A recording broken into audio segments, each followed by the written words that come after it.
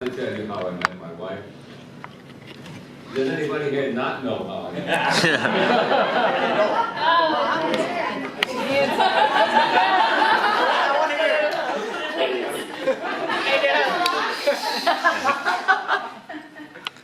There are many things I wanted to accomplish in my life, but the one thing I have not been able to accomplish until this very day is to have my wife stand up and say what she would like to say, because she's never done it before. So this is a very special day, and I now give my beautiful wife. All right. 60 years of marriage. It went by so fast. People ask, what made it last? To answer this question that you ask, here are the 5 C's that made it last. 1. Common interests and goals. Commitment to the large C, commitment. 3. Consideration. 4. Courtesy. Courtesy to one another. And 5. Conversation. Interaction. When I was young, I dreamed of ever after, marriage, family, love, and laughter. For 60 years, this dream came true. Can you tell us how you met each other? Well, I can say that I met her not by accident. It was a part of a planned party for the young student nurses from Plattsburgh College. And it was their sort of a welcoming party. We were the first class to come to New York from Plattsburgh to do our practical nursing at Metropolitan Hospital. So you spent 2 years in Plattsburgh and then 2 years in the... First and last year were at Plattsburgh, and the middle 2 years were in the city. Oh, interesting. Well, I worked in that hospital for the Department of Hospitals as a messenger. My job was to handle narcotics and payrolls, money of that sort. But as a bonded messenger, I really did very little other than mingle with the patients and the students eventually too, the student nurses. In my case, I had already finished college the year that, actually the summer that I met Judy. And the nice thing about it was that the head nurse, who I had worked for 3 years, asked if I knew some nice young men who would come and act as chaperones for a barbecue type of thing with music and dancing and so forth. And did I know some nice boys? Yeah. And I said, well, of course I know nice boys. And I made a phone call. 2 phone calls got us about 20 nice boys. Oh, nice. So 20 nice boys for 30 nice nurses. Yeah.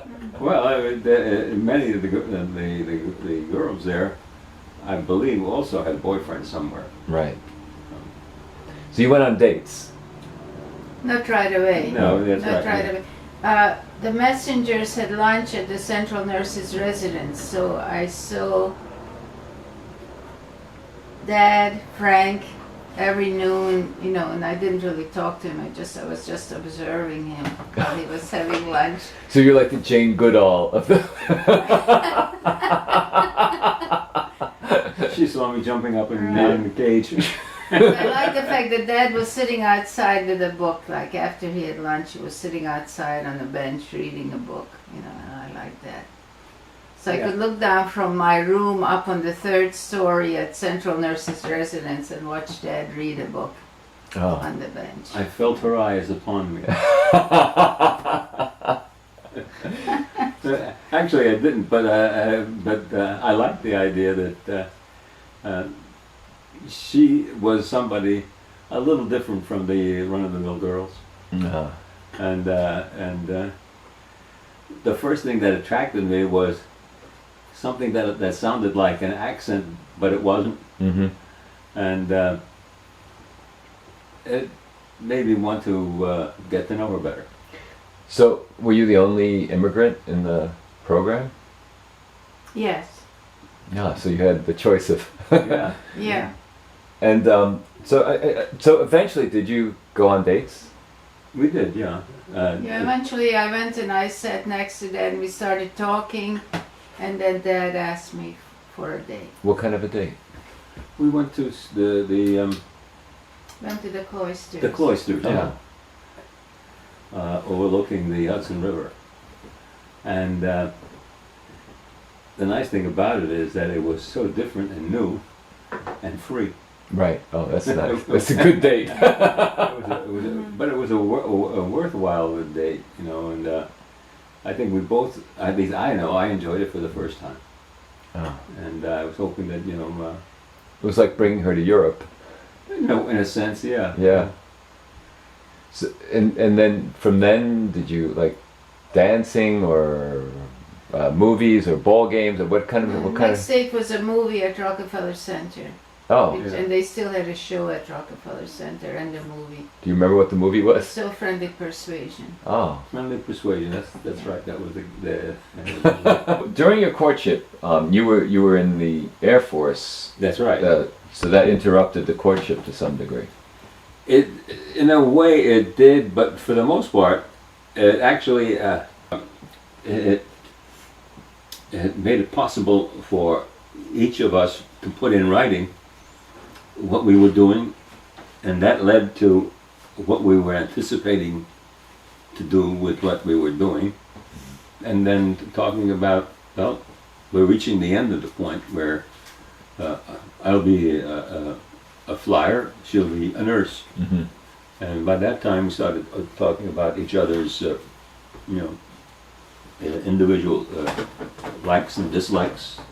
We never talked about desires, did we? I mean, No, we didn't talk about our feelings in the letters. I mean, that Yeah. was like personal, so we talked about that in conversation, yeah, but not in our letters, not in writing. yeah. I would also talk about the places I've been, and also there's some very poetic and romantic things. When I was thinking celestial navigation, the different stars that you could talk about, So do you have particular letters that you? Yeah, that one letter when I became a citizen and I was all by myself, and then you should get the answer because that made me feel so good. So it was all a matter of fact, it was a big deal to get a day off to go down to get my citizenship. So I Yeah. wrote to Dad about that, and Dad wrote back and said, oh, that's the nicest thing that ever happened to the United States. Oh. So I said, congratulate me, I'm a USA citizen. It happened Monday inside a very impressive courtroom with oak panels. I arrived on time, but all the other people arrived early, so I got a comfortable seat right in the front of the room. Only I had to be very careful because my chair made horrible creaking noises every time I tried to lean back. It was an impressive ceremony. There were 125 of us. We were given a nice little talk by the judge, who was on first appearance seemed very cold, but turned out to be quite nice. Then we had to swear allegiance to the USA and renounce other powers. After I got back and told all the other girls, they got almost as excited as I was. I got to toasted with V8 juices and congratulated. It was wonderful.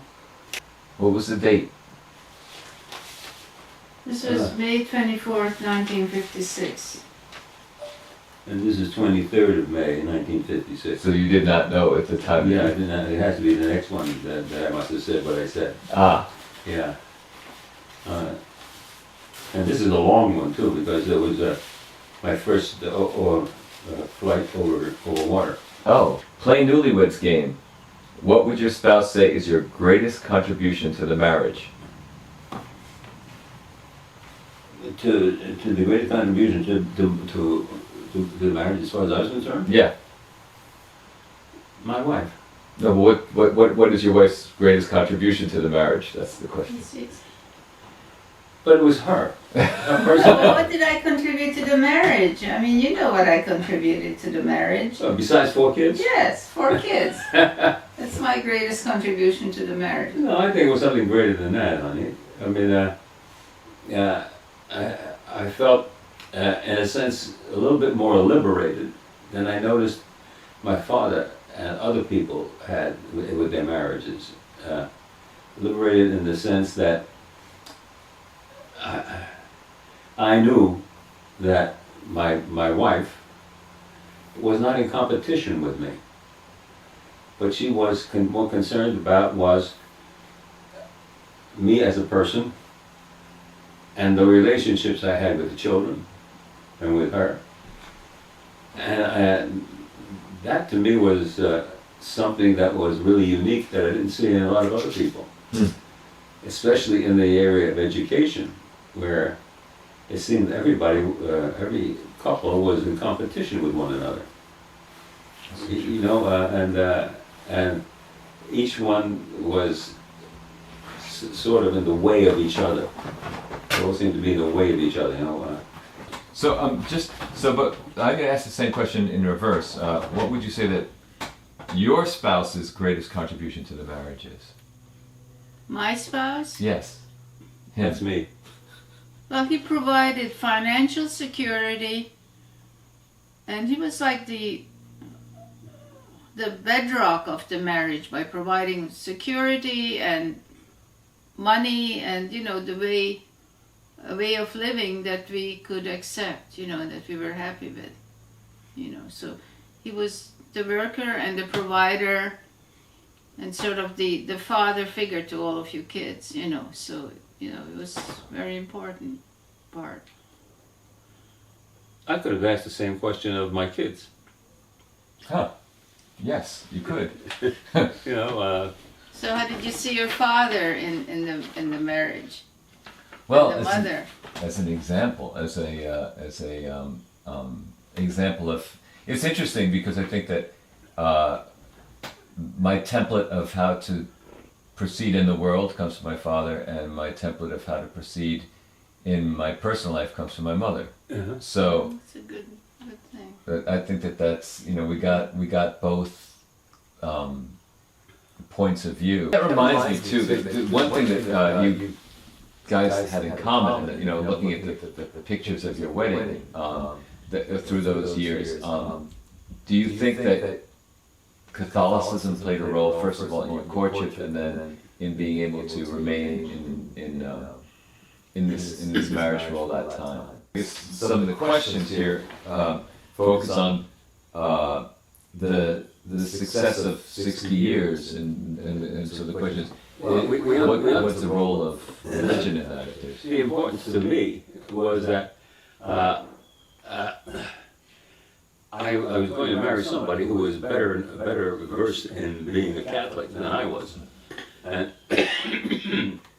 that you know, as far as my children were concerned, as far as my parents were concerned, this was a perfect fit. I would have married Dad even if he would have been Protestant. That wasn't, but my own personal relationship wasn't even Catholic. It was with God, because it was so important. For instance, England was horrible. I mean, just think, you were torn away from mother, father, you were stuck in with a different family, and you're stuck into school, you didn't really know the language. So that's when I sort of prayed a lot and depended on God, you know. I mean, it was, looking back, it was a pretty hard thing, you know, to But think, you know, to be it worked out separated. wonderfully. You married me. I'm grateful for the fact that I have 4 fabulous kids. That's right, family support, it's so Yeah. important, it's so And it was so smart of me to say to you, to your mother, you take care of the house, because that included the kids, yeah. and I'll take care of the more prosaic stuff. that was the most important thing I think that I got out of all of this. And at this point, all right, and hey, you know, when the time comes, it comes. No, see, that's where your religion or relationship with God Yeah. comes in. You know, you just sort of do your best and leave it up to God. You know, that's well, you the know, main yeah. thing. Especially when you're flying over water and you can't Yeah. swim. Yeah.